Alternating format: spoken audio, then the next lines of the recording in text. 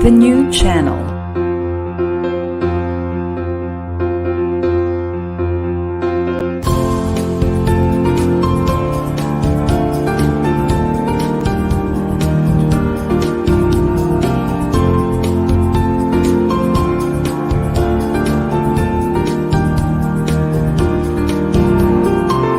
The new channel. Hashtag TNC Now.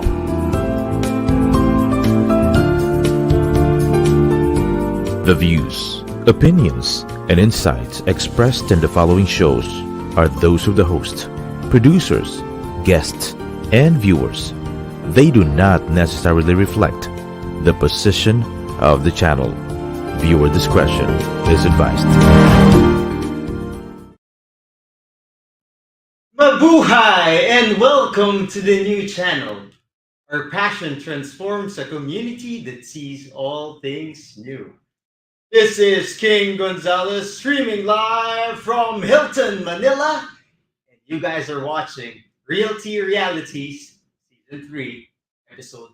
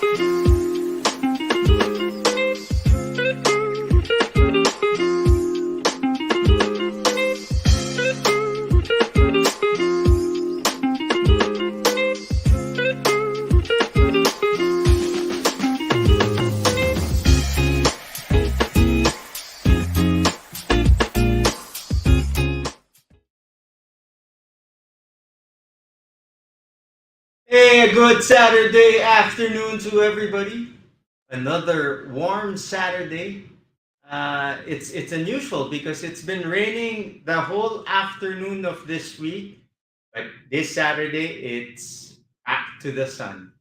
And yan ang gusto natin, the warmth that we get from the sun, we savor it because it gives us the energy.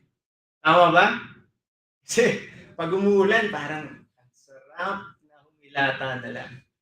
Especially if you are in Hilton, Manila, which kung hindi niyo mapapansin, di ba? It's not the usual setup I have for Realty Realities because we are here at Hilton, Manila.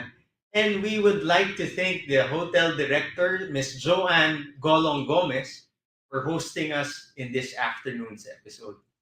So, ano nga ba yung this afternoon's episode? If you guys have been tracking our Facebook post, it's about urban livability. Okay? We will talk to you about what it is because I'm quite a stranger when I heard about urban livability. At sino ba yan? Ang guest natin ngayon at ano ba ang pag-uusapan natin? Well, our guest, there's so many things that are kumbaga first for the 11th episode of Realty Realities kasi it's the first time that we're gonna do a live face-to-face interview. Second is that we are not just going to interview somebody here in the Philippines, but he is based in San Francisco. And third, he is nobody else than my eldest brother, whom I will describe later, kung sino ba siya. And this is the first time I'm going to be interviewing a family member. Okay, when he mentioned that King, hey, why don't we do an episode to talk about urban livability? And I said, Prof. J, what is urban livability? Sabi ko nga, stranger ako dun sa term. And ang pumasok sa isip ko, when I visualize urban livability, ba yung papasok tayo sa mga probinsya sa Pilipinas, no? Punong-puno ng sakahan. Tapos papasukin natin yan, co-convert natin into industrial zones. Papatayo tayo ng mall dito sa kaliwa. Sa kanan, kung meron tayong industrial zones, may mall doon. O doon sa further down the road, dahil meron na tayong mall at meron na tayong industrial zones, patayo tayo ng buildings, ng condos. Yun ba ang urban livability? Or converting a province into the urban jungle that we are so used to here in Metro Manila? Sabi na, hindi. Here's a preface of my article with that was sponsored by USAID, and I read about it. Now I have a better understanding of urban livability. Kayo wala pa kasi hindi nyo pa nababasa yung preface, pero ako nabasa ko na. So meron na akong konting idea about it. Alright? So, sino naman ang ating guest for this afternoon? Like what I mentioned earlier, is very close to my heart because he's my eldest brother, he's my kuya, somebody I look up to. In fact, in terms of speaking engagements as well, sinusubukan kong kopyahin dahil siya po ay isang lecturer for over 30 years, Prof. J. For more than 30 years, has also won like 5 Research Excellence Awards. He has also won 4 Teaching Excellence Awards. He is also a political and urban affairs consultant. You know, that's why he's here in the Philippines right now, because USAID got him for projects that are related to urban livability. At yan, diba, sasabihin niya at ikikwento niya sa ating lahat. So aside from that, diba, what else does this eldest brother have? Professor J, as he is commonly called in the States, also by the people who interview him, he is also a vice provost, or I think they pronounce it provost, vice provost of one of the biggest universities in San Francisco. That's Golden Gate University. Without further ado, I'll bring in Dr. Joaquin L. Gonzalez III, common name, Prof. J. Prof. J. Thanks for having me. Thanks for having me. Well, I wouldn't waste the moment that Prof. J is in town dahil minsan lang mangyari na nandito siya and after the pandemic. And sabi ko, when I was looking for a concept about this show, he told me that, hey, Tol, bakit hindi urban livability? Because it is definitely related to real estate. Bago ka umentra, alam ko maraming nanonood sa'yo ng mga fans from San Francisco and fans here in the metro, as well as the provinces, yung mga provinces na binisita mo. Would you like to say hi first, Prof. J? Oh, hi. Hi Philippines, and I'm very happy to be here. I most of the time when I'm here, I'm outside of Metro Manila.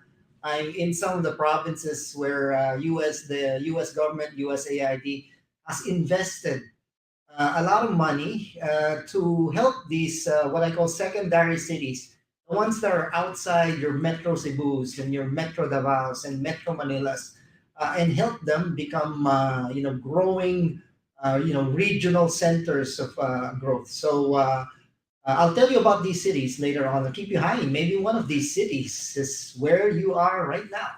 Yes, tama yun. Kasi it's not just Metro Manila. Our viewers are all over the country as well as all over the world. So maraming salamat to all the viewers are tuning us from wherever you are. And sino pang dapat pasalamatan? Robinson's Land Corporation, who is our sponsor for our 3rd season of Realty Realities. This is my first question is something that will come as a surprise because we didn't plan it. I know that you also started, Ikaw lang, kuya, no? Prof. J. Was it your first work starting in real estate also in the Philippines? Wow, that's a great question. Yeah, so you're right, because I was a working student, and so one of the jobs I went to was selling condos and houses. And my boss now, Mr. Antonio, is a big shot now. But I started out in preferred properties, one of his firms. Mr. Antonio now is Yeah, he's big. Right? we can mention Century Properties and probably the season 4 of Realty Realities. Mr. Antonio, you're welcome to be our sponsor po. So what did you do there? Yeah. Well, I was doing the same thing. I was a sales associate on a commission basis.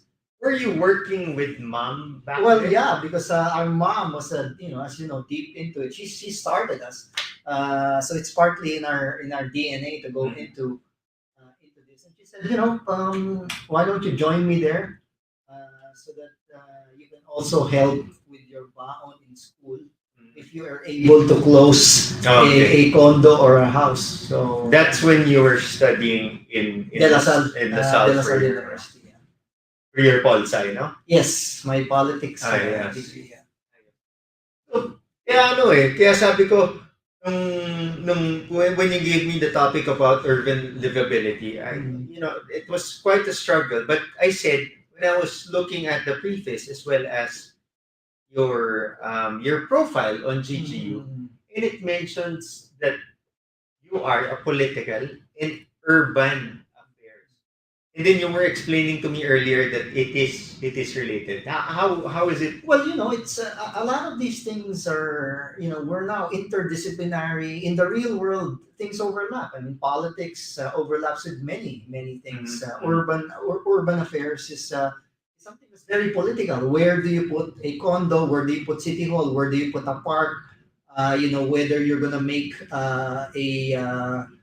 pavements walkable. All of these are political decisions, ordinances Okay. in city hall. So there's an intersection between thinking about urban spaces in city halls, or the Congress, Mhm. right? So they do affect Okay. the livability of a place. Politicians, That's why your interaction, yung mga meetings mo, right? are with the city planners, with the city mayors, because they are the ones who set ordinances and zoning classifications. You Tama? are absolutely right. You're good. You're a good learner. You did your homework. Ang galing, ang galing. So because they're the ones, the LGUs, right? It's very city driven now. Mhm. These days, cities are the engines of growth, regional growth in areas, right? Where are the bus terminals? Where are these hubs? Where are the ports? Where are the airports? They're located in cities, Okay. right? And so the LGU has to take care of them, and the LGU passes ordinances that the public infrastructure and the private spaces that are being built, the zoning laws, whether we're following environmental laws, all of that is the purview of the LGU. It's a big player. It's a very important player, right? When you talk about urban livability. Okay.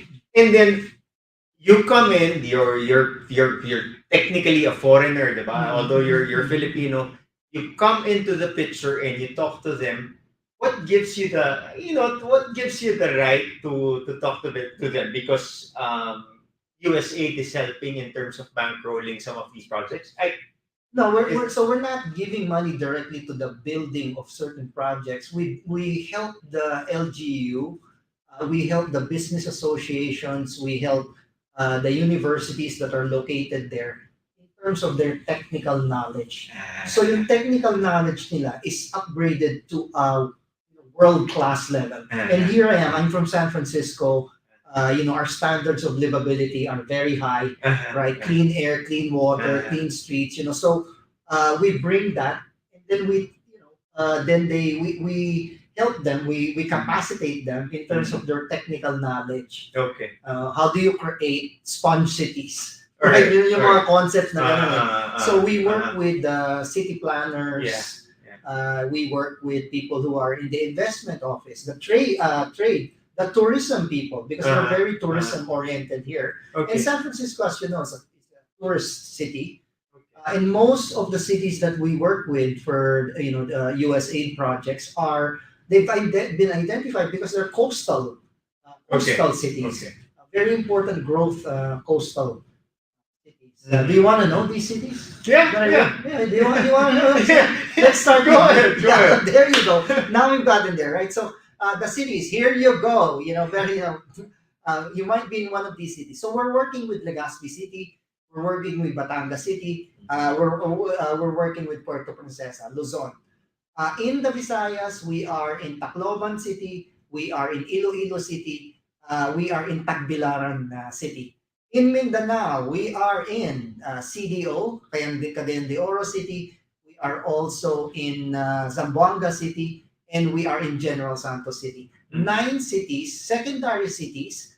But if you go there, they are beautiful cities, right? They are starting to grow and flourish, and we have to support that momentum, right? That momentum that they have, so that they're eventually one of these days, right? The grandchildren, will look at these cities, and they're now named Metro Gensan or Metro Puerto Princesa, because they've now grown, into the ranks, right, of Metro Manila, Metro Cebu, or Metro Davao. But if I may say, would you say better developed than Metro Manila in terms of how you want the urban livability level to be at?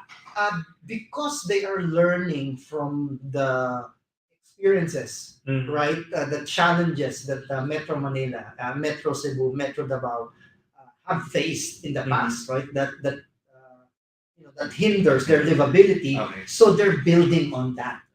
May mga lessons learned yan, may mga good practices, may mga best practices that work, that are good for these other cities. But there are some that that you don't want, right? Certain housing, certain housing concerns, right? Okay. Social housing issues, certain if you don't have clean water, right? These are very important issues.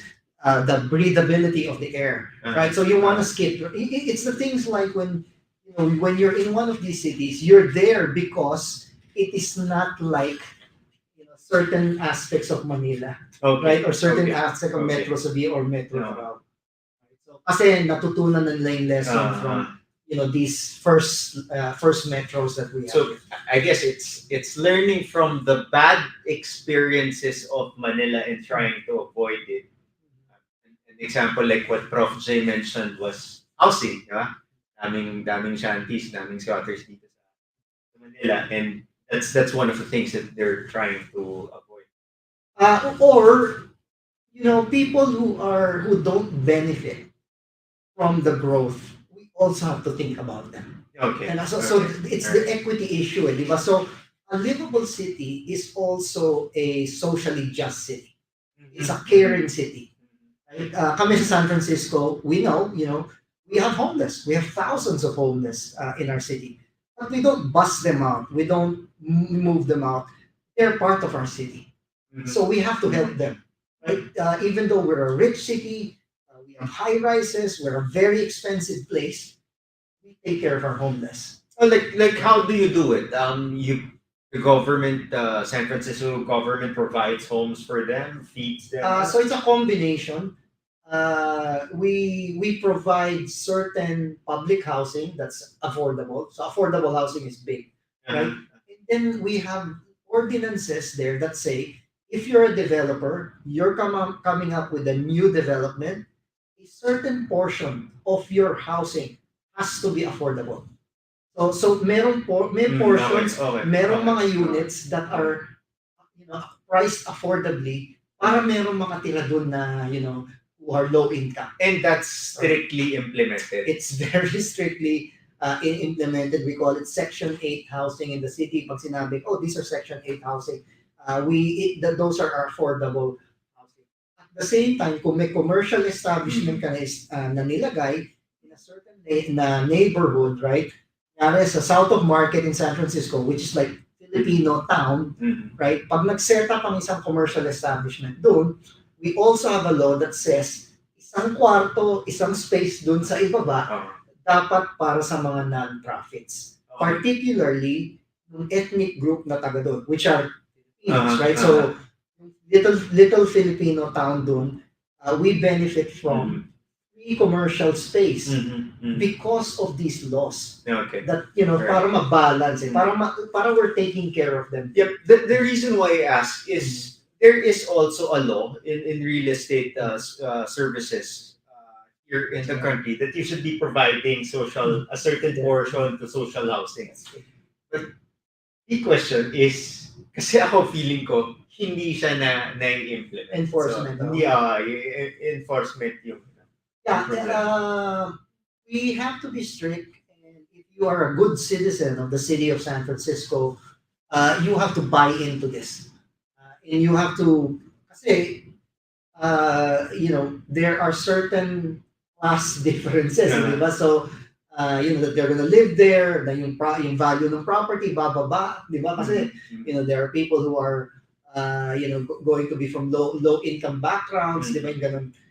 Pero sa amin, sa city namin is, okay, gusto mo San Franciscan tayo, ganun ang rules natin dito. Ganun ang kultura natin dito. So you'll have to follow it. And as you know, it has an effect in our housing. Okay. Our housing and our commercial rental rates there are some of the highest in the United States and the world. Because of these regulations. Yeah. Well, besides the fact that we don't reclaim land. Okay. So yung housing stock namin has been constant, right? Kasi hindi kami nagre-reclaim ng land eh. And there is a livability explanation to that. So galing nun eh. Kasi despite having one of the highest price real estate properties in the world, right? Developers would still follow what the government says of providing social houses to those spaces na napakamahal na sana kung ibebenta lang nila at the right real estate prices. Okay, sige. Just probably some of our viewers are late, so you guys are watching Realty Realities, and we're interviewing Professor J. Gonzalez of the Golden Gate University, also of USAID, and we're talking about urban livability. Okay, medyo shift gear ako ng konti because we're already citing examples of urban livability. For people who just tuned in and parang ano ba yung term na yan? If it's described in one sentence, what is urban livability? it's just when you develop a commercial property or an area, your center of design and development is the citizen, is the resident, is the person. Okay. Kasi minsan, pag nag-design yung mga ibang planners, ini-design kasi kagad yung kalye. Ini-design kagad yung outside na infrastructure. So, livability therefore is outside, naka-face. Hindi naka-face dun sa tao. Ano ba yung gusto ng tao? Ang gusto ng tao is space, right? Yeah, Just talking about space, right? Yeah. Gusto ng tao maluwang, right? Yeah. Gusto ng tao nakakapaglakad siya. Yeah. So you are thinking, you're putting the person first in your design. Siya yung center ng design. Kung ano man yung ginagawa mo, yun ang, ano ba gusto ng tao? Clean air, di ba? Clean water. So iniisip mo kagad siya. Siya yung center ng design, ng architecture, di ba? Would you say that it's also not profit driven because if inuuna mo yung customer mo over how much you could make if you have X 100 rooms instead of just 50 rooms na spacious for the person. Diba? So it's also setting aside in some ways profitability over the comfort of the person. In a way, pero the person is the customer. So it's in other words, it's customer focused yung design, right? So ano ba yung gusto ng customer? Gusto ng customer mas malaking space. And they were willing to pay a premium for those for larger spaces, especially the customers that you have now. Who are they, right? They are your millennials. Yung millennials natin, they have children already, right? They have more money, right? So yung values nila nag-iiba na rin, right? So ang gusto nila, may anak na ako, so I need bigger spaces, right? So expand. At the same time, who's the next generation? The next generation are your Gen Zers, right? Your Gen Zers. And your Gen Zers are also thinking in the same way. Gusto ko, meron ako nakikitang greenery, hindi lang puro pavements, right? I like to bike, and biking to me is both exercise, it's good for my wellness, both my physical and mental wellness. So I want to go to a housing development. I want to buy one where it's bikeable, right? Bikeability, walkability, pedestrianism. They're very idealistic, right? Millennials and your Gen Zers. Some of them say, I can just do rideshare. I just do Grab. Why do I have to have a car? I can use a combination of public transport. I don't want to, contribute to carbon emissions, further carbon emissions. So I'm gonna, change my lifestyle. I'm gonna be different from the baby boomers and the Gen Zers, my parents, grandparents, who think this is this is essential. People always wonder, right? The reason why I'm here in Hilton, Manila is I'm right across from E35, and I go to these cities. Right? I fly to these cities, then I walk back to the hotel. People are saying, if you walk back, you can there's a shuttle, right? But to me, walking back it keeps me fit. Me energy. I'm able to process my day. Helps in my wellness. There are many things for me that's connected to why don't I just walk? I walk there. I walk back. That's why there's runway Manila, right? It's there for that purpose. So walkability is definitely one factor that makes you urban livability. Yes, absolutely. Walkability is a part of livability. You walk, you exercise, right? You stay fit. You're alive. It's more livable. And that's the reason why we loved it when we were in Singapore, because places are so walkable. Yes, it's very hot, hotter than Manila, right? Those days, right? Remember, that's why they even created spaces where it's all air conditioned. But they connect it, so it's walking. Right, but you air conditioned walking. In other words, so we should go back to Orchard and see how walkable Orchard is. Probably from the stretch of Tanglin, dun sa mga Singaporean viewers natin, up to City Hall. City Hall level. That could probably be walkable now. Right, you don't have to ride the MRT. Ang livability din kasi, King, is that you have to think of climate change. You have to think of disasters. We are a disaster-prone nation here. There's a lot of risk, right? So when you talk about livability, how do we design around these disasters so we're mitigating them? Right? So I go around the world. People ask me about certain designs that I picked up. One that I'm promoting is, of course, what we call a sponge city design, right? Sponge cities, you design your city so that you're absorbing rainwater. When there's a lot of rain, you have cisterns, you have storage, you use it for sprinklers, right? But so that during drought, you have them. And kasi ang mga kalye natin, the way they're designed is kanal sila eh. Diba? Proxy sila ng kanal. So we, in San Francisco, we're designing more streets that are more what are called porous, permeable. Sinisip-sip nila yung tubig. I go to certain, like I was just at Ateneo de Zamboanga. I was looking at the field in Ateneo de Zamboanga, and yung mga football fields namin, soccer fields there, usually they're designed to absorb yung water. Oo, para hindi nagsisettle kasi bahain yung That's right. ibabaw. So, That's right. yung mga anti-baha design methods, using new materials that are coming out there, no?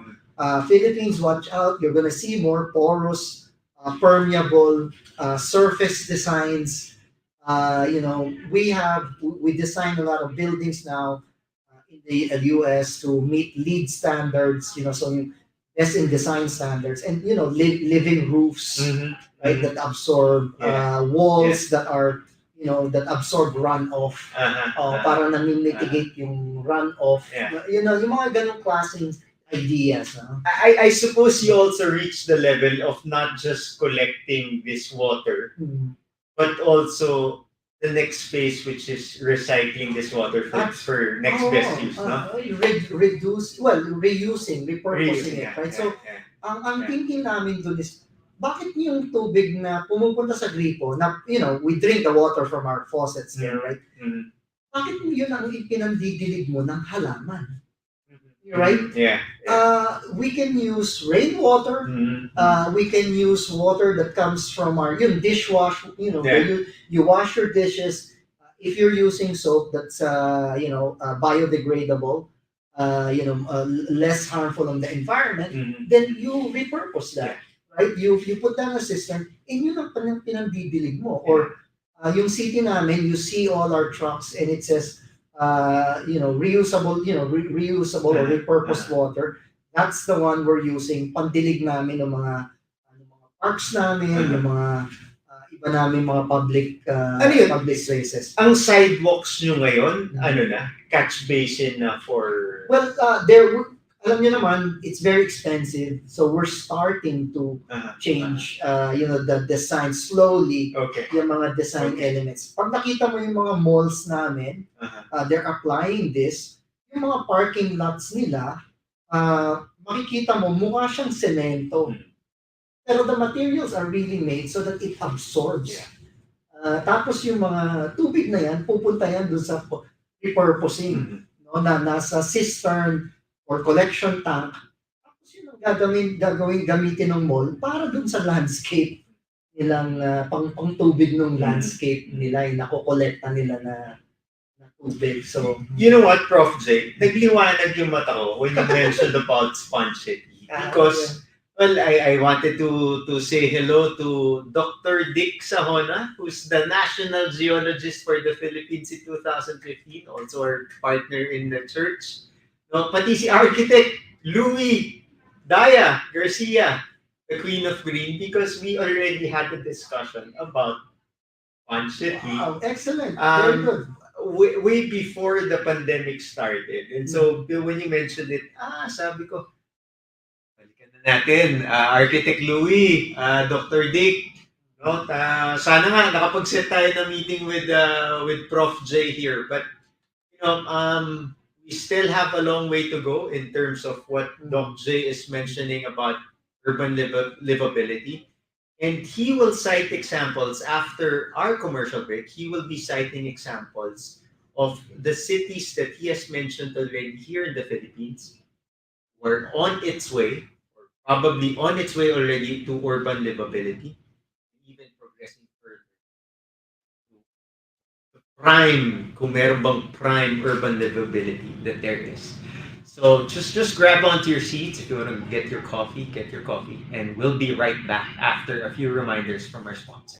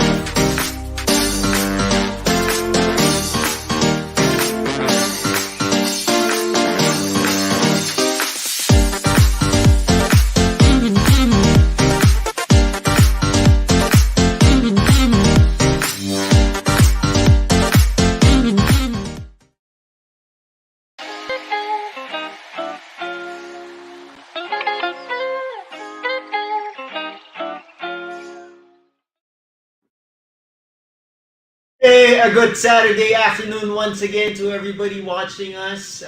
Merong mga fans, Prof. Kuya J. Let me just go through them. At baka magtampo. Well, dun sa partner natin, one of the hosts, Chino. Thank you for supporting the show, sir. More power to you too. And we expect that your show, the new one, hindi ko ba alam ng mga tao. Diba? Nasabi ko na, sorry. Yun, sports show. Ako very much interested to see people, to hear what you gotta say about GSW.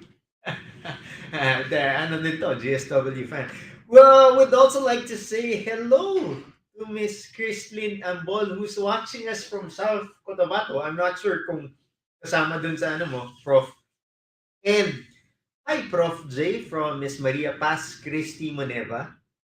And my cousin, my cousin and BBM supporter, Kuya Hemingway Nakpil. So thank you guys for watching the show. If you have any questions with regards to our topic or any question in regards to real estate, I am here. Right? You can just post it at the comment section below your screen. So what are we talking about, no? Si Prof. J. Oh yeah. Before I go, you know, guys, that the new channel is turning 2 years old next week. So we have a lot of surprises in our shows. In my show, so just wait up and check hashtag TNC now on your Facebook. Just type it, the new channel. We also have a lot. Can we show them a lot of shows? Grabe, napapagod ako pag binabasa ko to. So please, it's a live stream platform of shows. You can pick your own playlist and save it on your reminders so that every week you get a dose of learning from all of the different shows of TNC. If you're fancying something about business, we have Marketplace. If you fancy about real estate, or Realty Realities and the other shows there. So please check us out at the new channel on Facebook. So Realty Realities is every Saturdays 4 to 5 p.m. All right, we're back with Doc J. Who is he? He is my eldest brother, and he happens to be the vice provost of Golden Gate University in San Francisco. He is also a political professor as well as an urban affairs consultant and lecturer. So today we're talking about urban livability. Bakit ba? Kasi um, I'm not sure if the term is commission, but I'll just call it that. He was commissioned by USAID to come up with a review of the different cities that they are assisting. And these are cities that are practicing already the principles of urban livability. The article is titled Cities Rising. And would you care to mention again, Prof. J? Kasi alam ko it brings pride to the mayors as well as yung mga professors dun sa cities na yun when you mentioned it. Yeah, you're referring to the book. USAID funded a program for 5 years. It's called Surge, or Strengthening Urban Resilience for Growth with Equity. And the Okay. target are these eight, it became nine secondary cities, the up and coming cities Okay. that Okay. are just at the cusp of really becoming high powered centers, engines of growth. Of course. In the country. And again, okay, these are dapat ma-memorize mo na to, ha? Hindi. Bigyan mo na kita ng isa.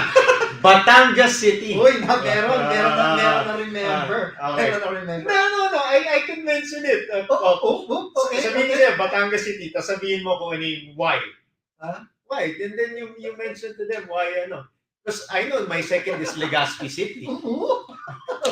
I'm impressed with me. He did his homework, right? Yeah, so we have Batangas City, we have Legazpi City, we have Puerto Princesa, Yeah. and I just came back from Puerto Princesa last Thursday, Luzon. And then we have Tacloban City, we have Iloilo City, we have Tagbilaran City in Bohol, right? In Bohol. Yeah. And then in Mindanao again, we have Gensan, General Santos City, CDO or Cagayan de Oro City, and Zamboanga, Zamboanga City. So these are the 9 cities. We've been helping them out with the kind and generous assistance of the American people because this is American taxpayers' money. And because we have very strong ties with the United States, there are so many Filipino Americans there who are always, always, always thinking about the motherland, the homeland, and that they're working hard there. They want their taxes also to help out in the Philippines. So they're very happy, that the U.S. government has come up with these projects in these cities. Okay. And then going back to what you were mentioning during the first part of the show, what the USA gives is the technical Yes. knowledge Yes. and expertise, Yes. right? Yes. That you course through the academe as well, Yeah. and at the same time the city government. Well, multiple what we call stakeholders in the urban ecosystem that exists. So it's not just the LGU. The LGU is one of them, but then you have the academe. Then you have your CSOs, civil society organizations or NGOs. Then you have your private sector. Right? So the private sector is also very important. So these are actors that are there, and of course, women's group, youth entrepreneurs. Some of the other ones that are there, very critical. And so this coalition of leaders, right, and citizens together are the ones driving urban growth in resilience, right? The resilience of these cities that I mentioned earlier. Yeah. And when I was reading the preface, like what you said that I do, sabi ko, ang galing kasi iba sila from each other. Yeah. So like when you say Batangas City, bakit nga siya napasok dun sa Cities Rising? What's Well, each one of them, you're right, has a different flavor, Yeah. different character.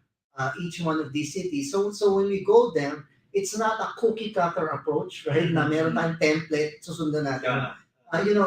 Each city is unique in itself, right? You mentioned Batangas City. I was just there last Monday. Batangas City, great job. The LGU there doing a great job. For the city in itself, right? At the same time, the business associations working there, the other groups that are involved. Batangas State University, definitely, I have to give a shout out to you. You are part of that ecosystem, and you're contributing to the development, of the city. And that's why when you go there, you see there's this one-way traffic now as you go to the city. That's part of thinking about livability. You cannot expand the street there because there are residences, but the volume of traffic has increased. So what do? You create these one-ways, right, that are going through the city. But they didn't just create these one-ways, right? They said, if we're going to do this, and people are used to it already, we're going to make sure that we have nice and visible signage, right? So it's also tourist-friendly, while we're doing it. Batangas City is the center of Calabarzon. So the port there is really, if I cannot go into Manila because it's clogged, Batangas City is the next. Right? So your alternative port there, and it's nice, it's less crowded, and you can go into some of the Calabarzon region, deliver goods, yung supply chain, yung value chain, yung cold chain. Kasi minsan, products that need refrigeration. Mhm. So all of that is connected. And if I'm not mistaken, yung S-Flex, di ba, didiretso doon. Tapos Star Toll, ang tawag, no? Yes, Si Star Toll babaksak sa port. baksak diretso dun sa Batangas City. So, yung connectivity, Yeah. yung road network natin, right, is part of that, is part of livability, right? Okay. So diretso na siya, di ba? From SLEX, sana South Super Highway. SLEX, Malalaman right yun to the start, malalaman Right. Star Toll, and then lalagpak na siya doon, diretso na doon sa Batangas City. Oh, wow, right? Yep. In less than 2 hours, that you're right there. Yeah, true. Because I travel from Quezon City to Lipa in 1 hour 30 minutes, in less than 1 hour 30 minutes using the Skyway. So going to Batangas City using the Star Toll, 2 hours. Yeah, and I was very impressed. I go to Pontefino, owned by one of our friends, Ricky Gutierrez, right? And then, hey Ricky, if you're watching, and then makes me feel at home. Why? Because surrounding Pontefino are Victorians and Edwardians, inspired by San Francisco design, right? So, so I felt at home. Thank you, Ricky, for making me feel at home in Batangas City, right? That's right. O sige, let's hop on to the next city, Legazpi. What's so different about Legazpi? Legazpi City is, it has to, if you're designing it and you're creating livability in Legazpi, you gotta think about that large volcano. The volcano that's right there. So design elements has to be thinking about this volcano, resilience, the proximity, escape routes. Let's look at the LGUs or even not just Legazpi City, but the surrounding LGUs, DRRMP, so yung disaster risk management plan. When we're designing, are we thinking about all of these risk factors that are in the LGUs, DRRMP? And if you look at Legazpi City, and I have a checklist, check. They're doing a lot of design elements that goes around these issues that are related to disasters that may be associated, of course, with the volcano being right there. Beautiful tourist spot. A lot of our cities are very tourist driven. Ecotourism, talagang driven by the hang gliding, whatever you want, bond with nature, especially things relating to nature. Legazpi City is built like that. The residents have a vibrant,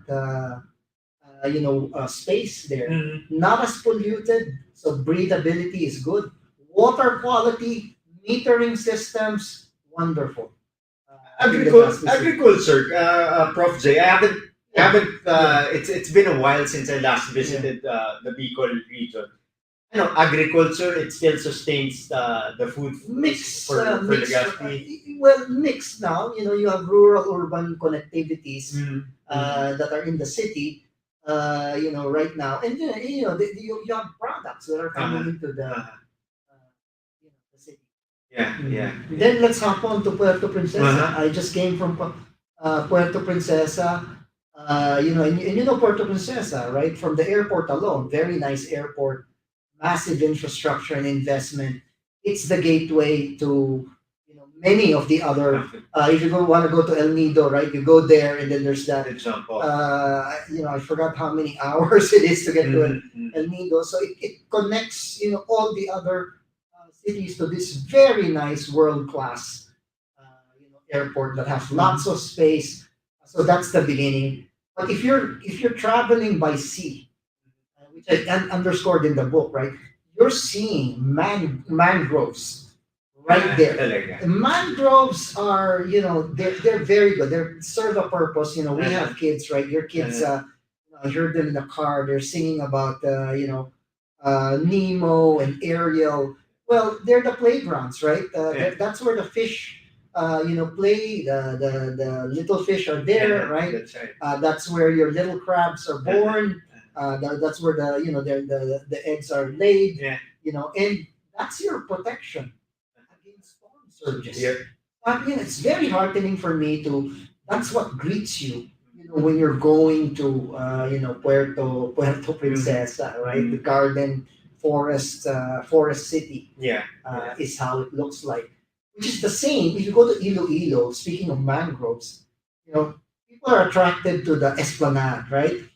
Mega World's development, Esplanade, which I really like. You convert your old airport. You consider it a historic site. I'm very keen on historic restoration and redevelopment. I'm waiting for them. I know a lot of Iloilo residents. You have a certain your heart is with that that control tower because for many years, right? That was the one that greeted you, and I hope that that's going to be preserved, developed, as and not destroyed, right? Not torn down for more spaces, more profits, as you were mentioning earlier. Because it's very significant to be there. The walkability of the Esplanade and along the river is very good. The bikeability, and then the city in itself invested in those mangroves. This is our in Puerto Princesa, your mangroves by the ocean or by the sea. Here is river mangroves. Mangroves that are so maganda talaga. And they're the ones that are preserving yung ecosystem there. You're biking, you get breathable air because the mangroves are giving you all these breathable.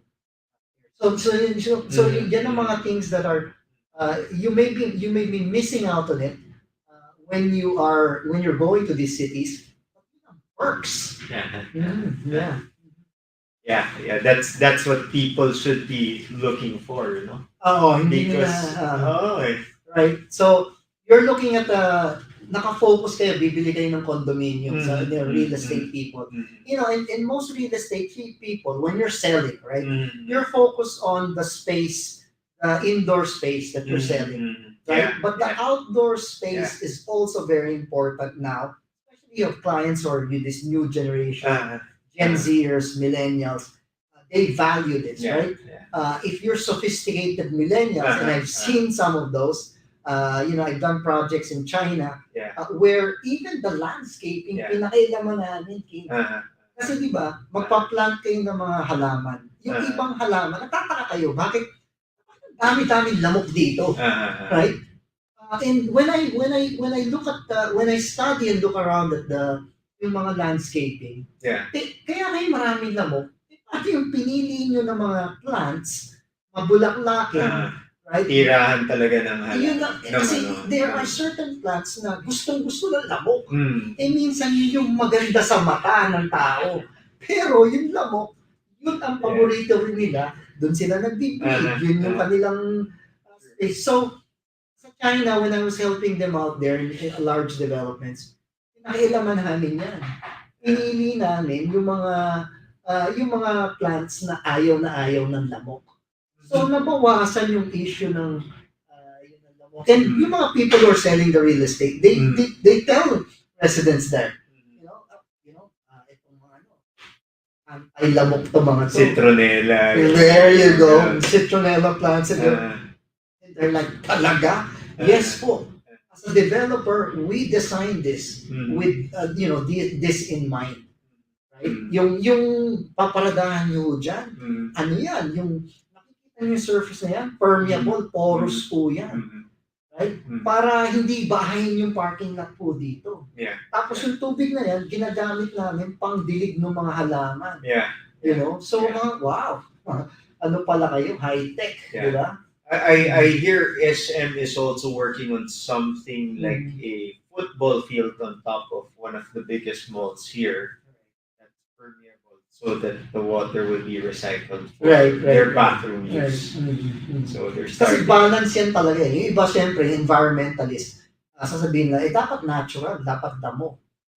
But you have to balance that with issues like, well, okay, damo nga yan, pero magiging bahain, hindi naman natin magano. Or, sino mag-maintain yan? right? Yung maintenance cost masyadong mahal. So our city, iniisip din namin yun. I mean, we're San Francisco, we're like everything environmental, we're radical kami, outside the box, right? So LGBTQIA plus, very innovative. Silicon Valley, we're at the heart of Silicon Valley. So innovative, creative designs, lahat yan. Yes. So iniisip talaga namin yan. Minsan, environmentalist at developer, kailangan mag-compromise yan sa mga design, right, na ginagawa. Yeah. Developers naman namin, nagpapa-influence naman sila. Baka gustong mag-call out sa mga developers dito sa Philippines.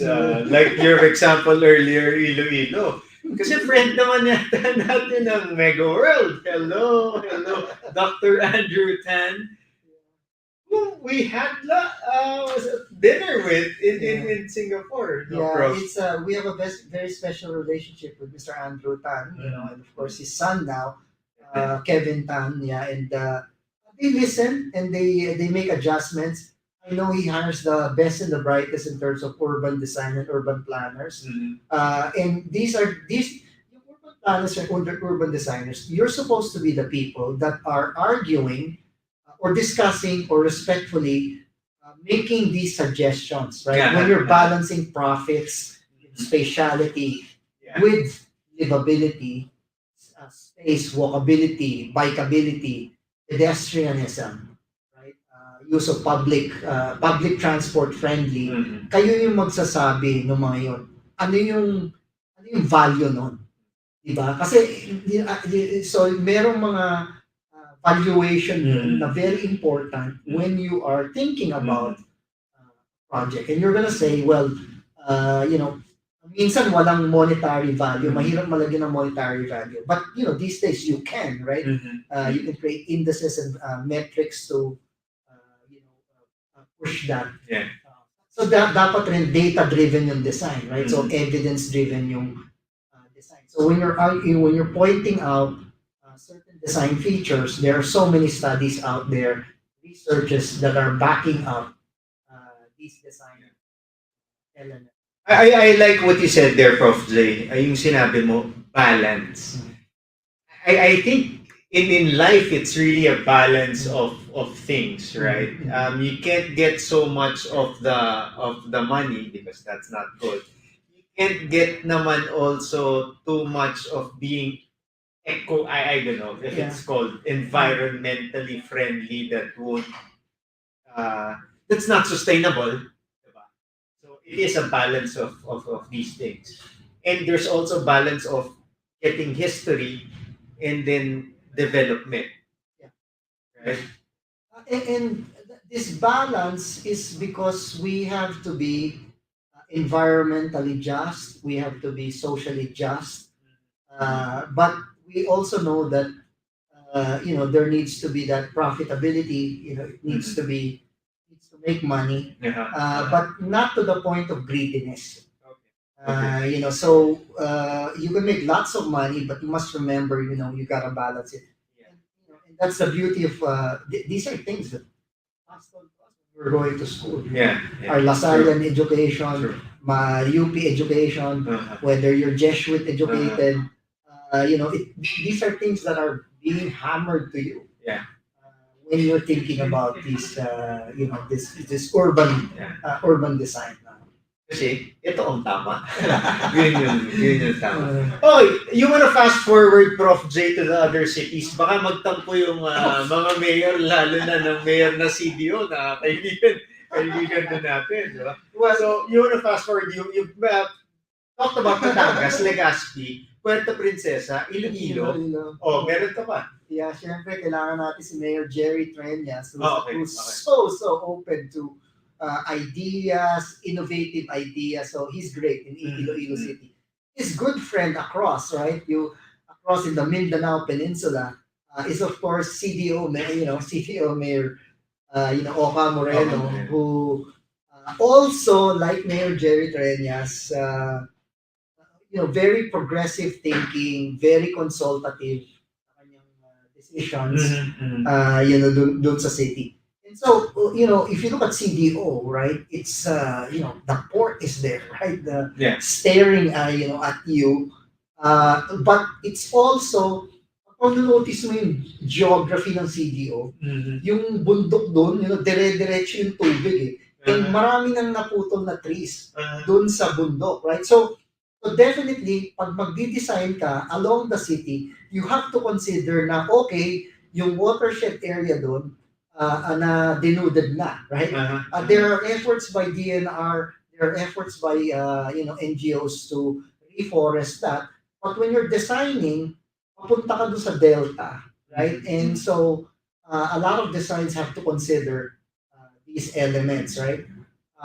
Yung walkability ng city is getting there, lots of open spaces, yung connectivity ng palengke, yung bus terminal nila sa CDO, from port to market, really world-class, development there. So the city officials, again, CPDO, shout out to you, there in CDO. Let's hop back to the Visayas region, kasi nakalimutan ko yung Tagbilaran, di ba? Si Mayor Yap, Baba Yap, who I worked with, in many projects, also very supportive, young, progressive. If you look at them, they came from the ashes, kasi yung Bohol earthquake, di ba? So nangyari yung Bohol earthquake, now you have to redesign the city, right, and make it livable, and build it stronger than it was before, anticipating another big one. Or just most recently, di ba, yung another typhoon hit them. So yung typhoon, yung earthquake, lahat yan, and the city is building on this, these lessons learned, right? Alright. Yung palengke nila doon is great, very nice. Parks nila and open spaces are also very good. They're also big on historic preservation. There in Tagbilaran, of course, there is Panglao, part of their ecosystem. There the tourism sector, they work together. Ang sanitary landfill nila at Albur, underutilized, but hey, LGUs, we gotta utilize that. Huwag tayong magtapon ng basura kung saan-saan lang. Yung magandang landfill nyo doon na nasa Albur, double liners, leachate pond, perfect actually for really solid waste collection that's environmentally safe. And yung reducing, reusing, recycling programs, is also very good. I have to confess, because Prof, that's one of my most favorite places here in the Philippines. Wow, because wow. ecotourism, as well as the history, plus the old churches. So yung airport nila ngayon na bakante na, di ba, parang yung Iloilo Airport eh. So ano ngayon ang gagawin ng city doon sa, now we're talking about redeveloping that very nice airport, sentimental airport, kasi nasa Panglao na yung airport eh. Bago na, world class, ganda-ganda, right? Pero yung space na yun, kailangan natin isipin ng mabuti kung anong gagamit, saan siya gagamitin. And there are ideas. Siyempre, nakita nila yung nangyari doon sa Iloilo, di ba? Yung, ganun pa lang pwedeng mangyari. Parang, yung ginawa ng Mega World doon. So, developers, as you're thinking, there's also a possibility there for a PPP, private partnership, a build approach to that space doon. Well, let me just interject. Speaking of developers, we have Robinson's Land Corporation, who is the sponsor of our third season.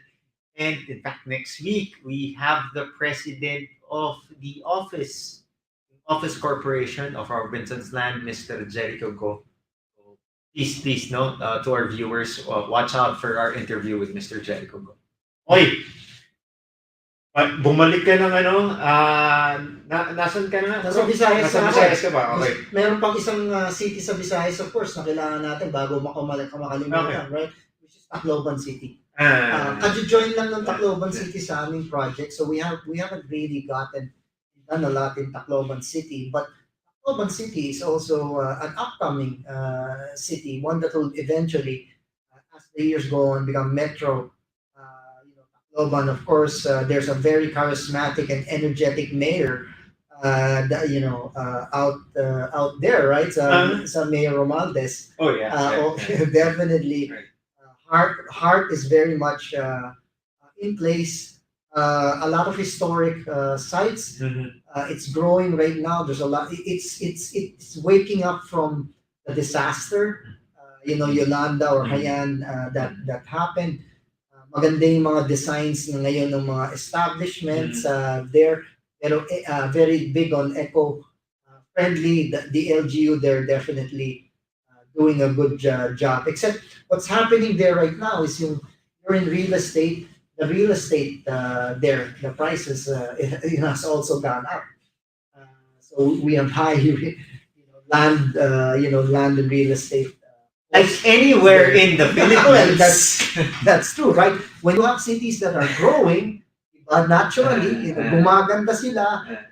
You don't need to stay in Manila anymore, Metro Cebu or Metro Davao. There are these alternative cities that are there, And that's what we want, right? And that's what we want. So that Metro Cebu, Metro Davao, Metro Manila are not so crowded. Right. Is that we're developing the different cities so that people don't have to go out of their own cities. Yeah, and they're better. And the pandemic has taught us that hey, I can actually work in another city, a more livable city. Yeah. But still, 2 times a week, I'm going to the Metro Manilas or your Metro Cebus and or your Metro Davaos. So you can live in some of these other cities and do that. Marami akong kakilala, Prof, na nung pandemya, kalagitnaan ng pandemya, umuwi sila kung saan sila talaga galing. Because they said, it's not safe anymore. It's dense. It's a densely populated area. I'd rather be at home where my parents are at mabilis naman ang internet. Pwede naman kaming mag-work from home. Pwede naman mag-online school yung mga anak namin. So that's also a driver. No? And the most important thing that you mentioned is what you mentioned there, right? Livability is also about thinking about the next generation. Yung mga anak natin. Right? When you are making decisions, real estate, where to live, center sila ng decision making. So yung livability, concept also thinks about them. Yeah. Yung eskwelahan nila, yung mahihinga nila na hangin, yung iinumin nila ng tubig, yung safety and security. All of these are factored in. And some of these secondary cities are great, for that. So now I'm going to go now to let's go to sa South na tayo. Punta na tayo sa South, right? Gensan, of course, the tuna epicenter of the Philippines, right? Or maybe the ASEAN. Maybe ASEAN. Baka the ASEAN region, di ba? So, doon, of course, another port city. So, makikita mo yung business ng port. Napaka-organized, napakalinis, napaka-secure, konektado siya, dun sa mainland, a portion ng ng Mindanao. And of course, yun ang important din, yung economic, yung connection, yung economic connectivity ng lugar. So you have to have yung mga farm to road and then to other places that it connects, right? So Gensan definitely also up there. Binabaha pa rin siya medyo. So there's some sponge city design. So the city is very welcoming to ideas about how to rebuild some of the infrastructure there. So you get less flooding in the city, but it's very busy. Housing development there is also so increasing mobility and transportation. That's you what they're mentioned working a on. very important thing, mobility and access. Kasi we also have to think about we have a senior population growing, right? Our parents, right? Our parents. Our mom is in a wheelchair. We have a brother who's also walking upstairs, right? Walking and using a cane. right? And so yung design natin ng mga pavements, right? Kung gusto natin sila, kasi importante sa seniors at persons with disabilities, yung nakakapag-exercise sila, right? They're able to use, and also the breathing of the air. So we're making sure na yung mga rampa pa dyan up to standards, right? Na Okay. as building code or construction code, standard, di ba? Importante. Kasi we have to think about them. Right? We have to think of yung anak natin, but we also think about our aging parents, persons with disabilities. And so in designing, kailangan ginagawa natin yan. And Jensen is very good. Actually, I can hop on to and give a shout out to LGU Zamboanga City. Okay. I've seen them. They're very strict with the application and making sure the city is PWD. Persons with disabilities friendly. It's bikeable.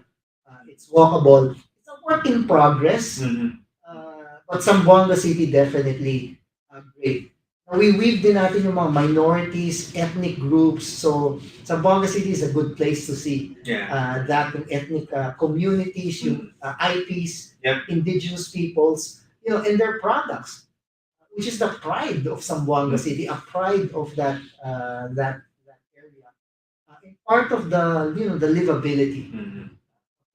Urban livability of urban Zamboanga City. Nung nasa DOT pa lang ako, many moons back, yun yung isa sa mga lugar na gusto kong mapuntahan. Sana, pretty soon Zamboanga City.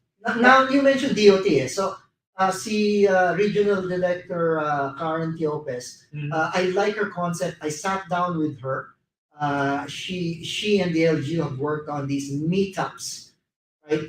Secure and safe meetups, meetup spaces. So makikita nyo ngayon sa Tacloban, right? And the that region is a lot of these meetup spaces, meetup gimmicks ng DOT. Ano yan, MICE yun for meetings and conferences? Well, is Tacloban is trying to be more competitive. Watch out, Mayor Jerry Peñas, right? Where you have conventions. Tacloban is also thinking of itself now as yung MICE as a convention, maybe not to the scale of an Iloilo yet, but it's on the radar screen, right? According to Regional Director Karen, in the city, of course, thinking, yes, we do have. If you have small conferences, right, they can be Tacloban is also a destination for you to consider.